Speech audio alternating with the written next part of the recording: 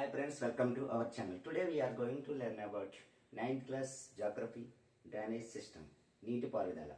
Sir drainage సిస్టంలో మనకి first one second one complete చేసిన హిమాలయస్ రివర్స్లో first one Sindhu and second one Ganga and third one is Brahmaputra.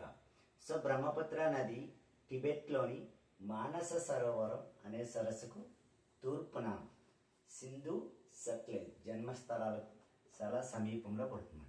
So Brahmaputra నది టిబెట్లోని మానస సరోవరం సరస్సుకు తూర్పున సింధు సట్లెజ్ జన్మస్థానాలకు చాలా సమీపంలో పడుతుంది. సో ఇండస్ కూడా చూడండి, ఇండస్ కూడా టిబెట్లో ఉంది, సేమ్ ప్లేస్ మానస సరోవరం. అది ఇక్కడ పశ్చిమాన అయితే మనం ఇండస్ పెట్టాలి, తూర్పునైతే మనం బ్రహ్మపుత్ర ఇండికేట్ చేయాలన్నమాట.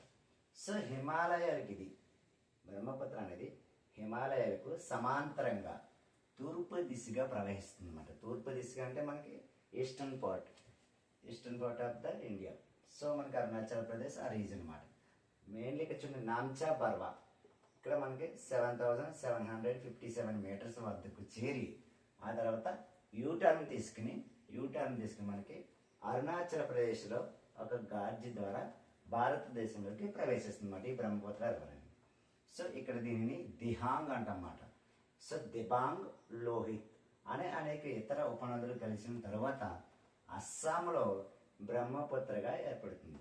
సో అస్సాంలో మాత్రమే దీన్ని బ్రహ్మపుత్ర అని పిలుస్తాం అన్నమాట. సో బ్రహ్మపుత్రని టిబెట్లోని సాంగ్పో అంటామన్నమాట. సో బంగ్లాదేశ్లో జమునా అంటాం. సో ఇండియాలో చూడండి, మెయిన్లీ ఇండియాలో లార్జెస్ట్ రివర్ అంటే మనకి గంగా, సెకండ్ లార్జెస్ట్ రివర్ అంటే మనకి గోదావరి, థర్డ్ లార్జెస్ట్ రివర్ అంటే మనకి కృష్ణ యొక్క లార్జెస్ట్ ట్రిబ్యూటరీ తుంగభద్ర.